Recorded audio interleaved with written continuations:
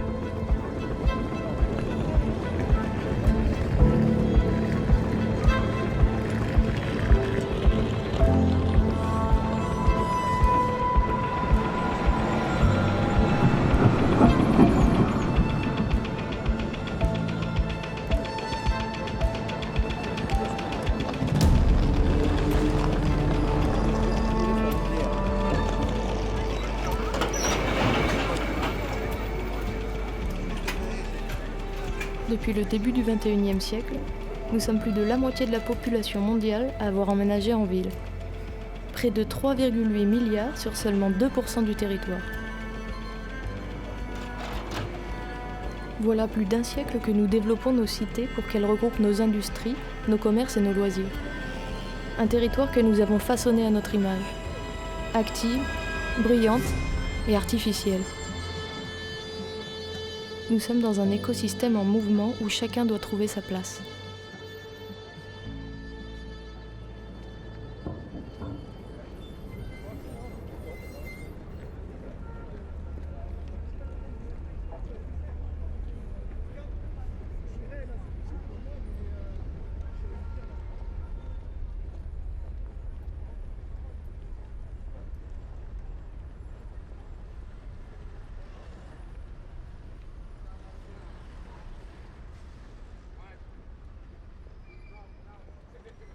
Dans les ruelles de Montpellier, on peut croiser plus de 300 000 personnes. Cette ville millénaire détient la plus forte croissance démographique du pays, mais nous ne sommes pas les seuls à y habiter.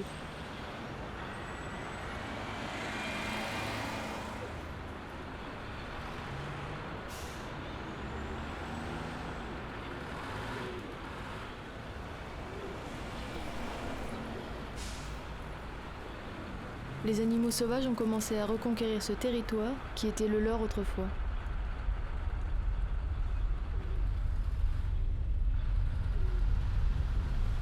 Mais peut-on toujours les appeler sauvages ?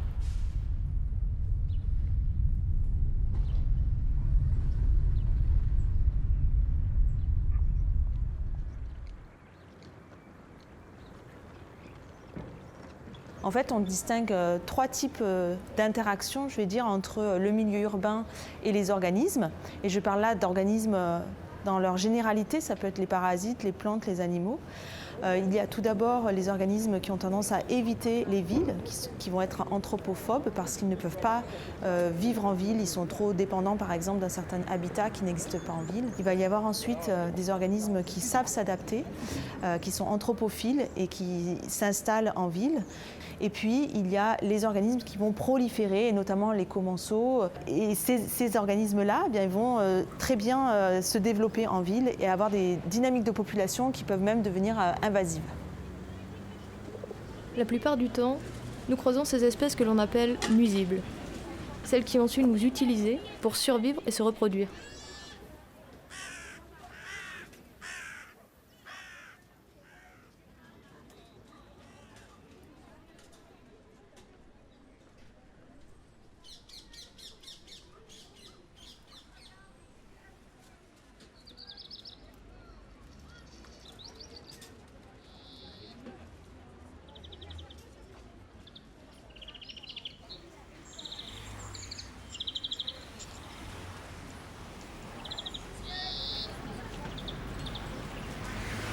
La ville représente un environnement qui est complètement différent par rapport aux habitats naturels qui étaient ici avant qu'on développe ces villes.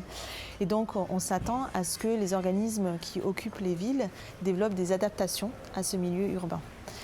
sur la base de toutes les connaissances qu'on a en écologie urbaine, c'est-à-dire la science qui étudie la biodiversité en ville, eh bien, on peut émettre des hypothèses sur la capacité des organismes à s'adapter à l'environnement urbain et étudier ces organismes pour comprendre leur capacité d'adaptation, mais aussi essayer de prédire à quelle vitesse ils peuvent s'adapter ou non, à quel point ils vont être affectés par le milieu urbain. Alors, en ville, on trouve une espèce qui est déjà une espèce assez emblématique, un cas d'étude très particulier en écologie, qui est la mésange charbonnière. Elle a été beaucoup étudiée dans les forêts d'Europe et on s'est rendu compte qu'on pouvait aussi l'étudier en ville, puisqu'elle est présente en ville. Et en plus, elle est assez facile à étudier parce qu'elle se reproduit dans les nichoirs. Et c'est devenu maintenant un projet sur le long terme pour s'intéresser à l'adaptation au milieu urbain.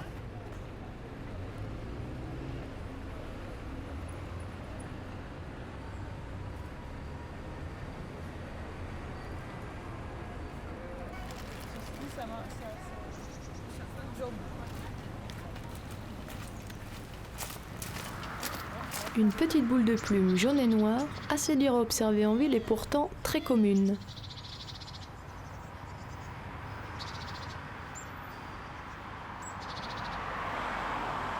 Nous l'avons appelée Parus major car c'est la plus grande des mésanges et son étude pourrait nous donner les clés de l'adaptation de la vie sauvage au milieu urbain.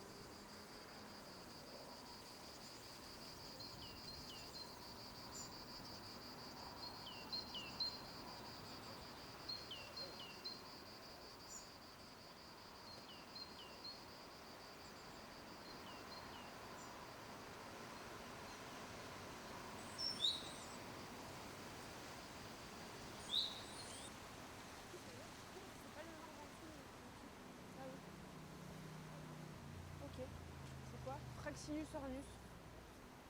Okay. Il nous reste le 8. Le 8 il était vide. Et le 12, j'ai capturé je crois. Ah ouais. Le 12, le 7, on a raté la repro. Le 12... Quand il faut qu'on revienne sur cette tournée? Mardi? Ouais, lundi. Ah oui, on vient lundi. Ouais.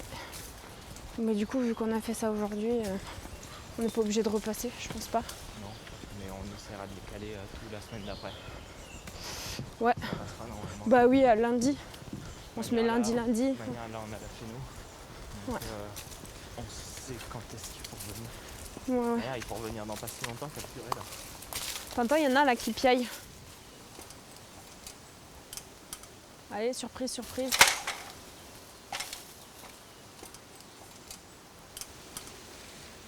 Vide. La celle de Mosson qu'on a faite il n'y a pas longtemps, là, c'était une pompe de remplacement en fait. C'était un échec ailleurs.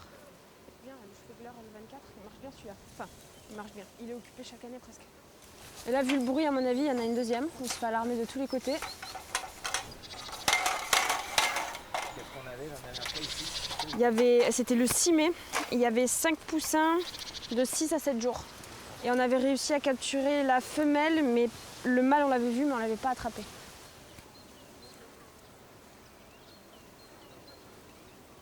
Alors, on n'a pas pu suivre ces nichoirs à cause du confinement et à cause de l'épidémie de Covid-19. Tout était fermé en fait. Et là, c'est la première fois que le parc réouvre.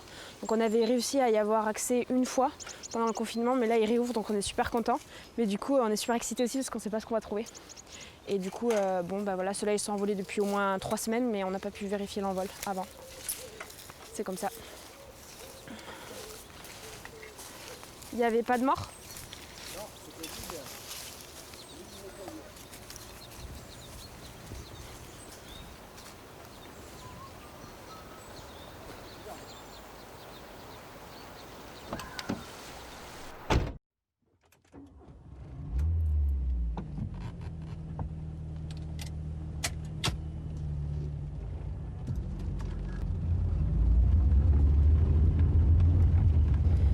Alors la période de terrain, elle s'étale environ sur 3 mois. Mais il y a une grosse partie qui est les premières pontes, donc la première reproduction des individus qui est en début de saison, donc aux alentours de fin avril, début mai. Là, ça va être le rush, c'est-à-dire qu'on a énormément de couples à capturer au même moment en fait. Donc sur une semaine, on va avoir une semaine extrêmement intense avec des fois 10 couples à capturer dans la même journée, sachant qu'on passe environ 1 heure à 1 heure et demie par couple. Ça fait des journées assez longues.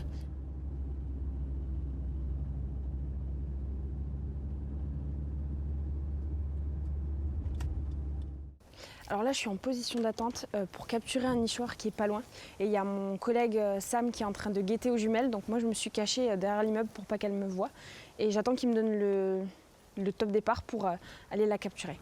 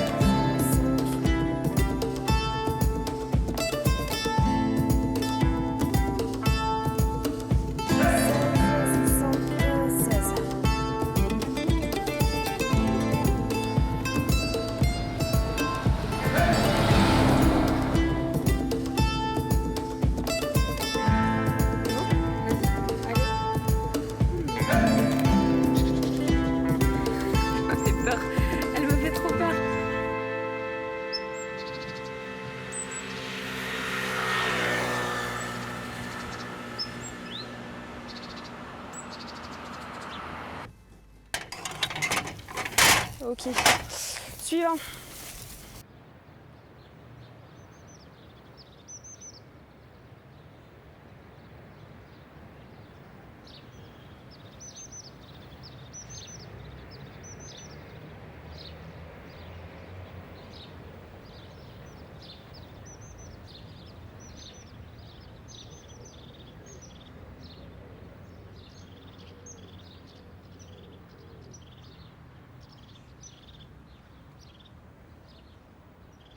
Ça a été 3 ans pour avoir les premiers résultats vraiment au début.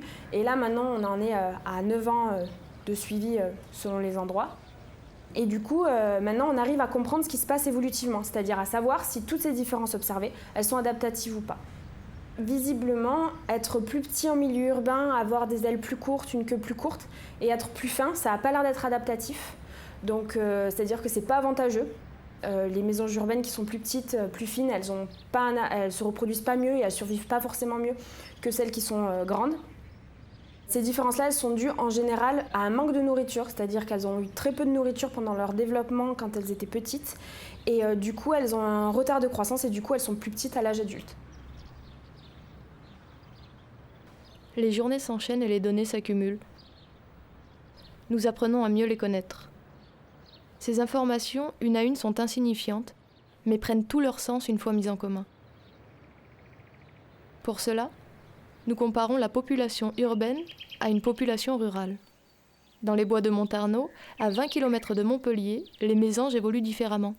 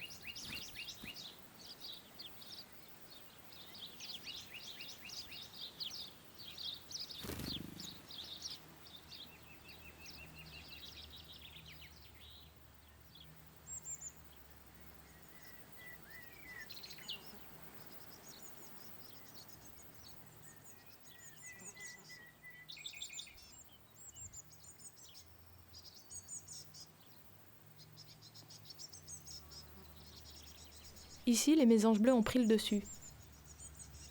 Leur menu insectivore semble être la raison principale de leur faible présence en milieu urbain. Mais la charbonnière, moins regardante sur son régime alimentaire, a conquéri la ville.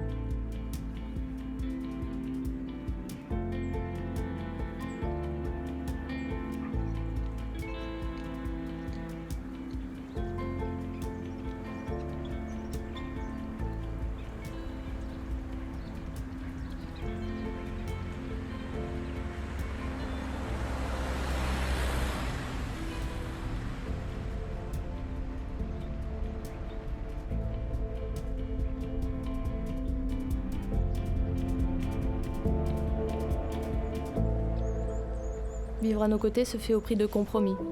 Mais le sauvage ne cessera jamais de nous surprendre. Là où nous ne pensions pas vous trouver, vous êtes apparus. Courageux de découvrir un monde artificiel et d'y ramener un peu de ce qu'il était autrefois.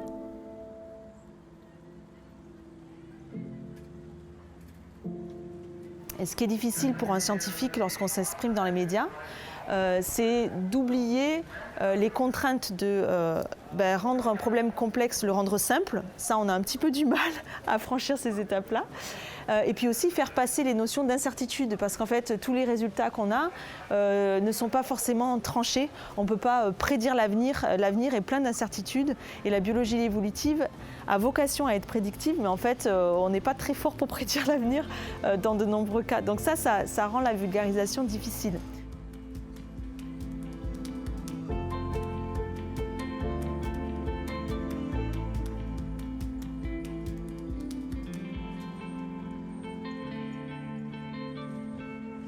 En ville, on trouve des animaux domestiques, on trouve des commensaux, des animaux qui sont liés à l'histoire de l'homme, et puis on trouve aussi des animaux sauvages, en fait en grande quantité. Ces animaux sauvages sont parfois assez méconnus par le grand public.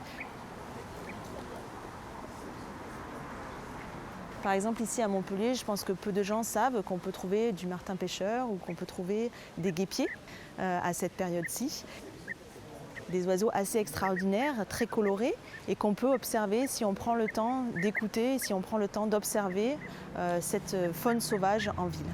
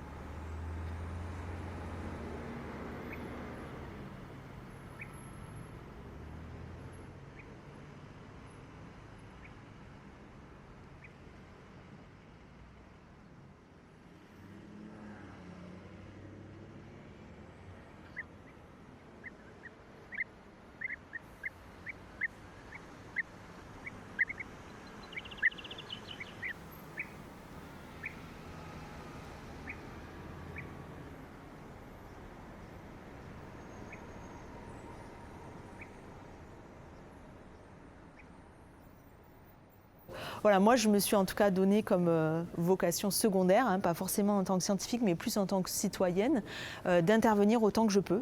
Les écoles pour moi c'est un endroit vraiment idéal parce que c'est la génération future et qu'en plus ils sont super ouverts. Les enfants ils ont une soif de savoir, une soif d'apprendre qui est vraiment rafraîchissante. Pourquoi c'est si important ? Parce que, oui Ludivine. Si jamais elle les pond trop tôt, elle n'aura pas assez de chenilles. Si jamais elle les pond trop tard, c'est pareil. Mais t'as tout compris. Mais bravo Ludivine, je suis épatée. C'est exactement ce que je veux vous expliquer. Et comme ça, ils peuvent Et les manger. en fait, pourquoi c'est compliqué de décider ? Parce qu'il y a un laps de temps. Il va se passer du temps entre le moment où elle pond et le moment où les poussins ils seront là. Il y a un mois.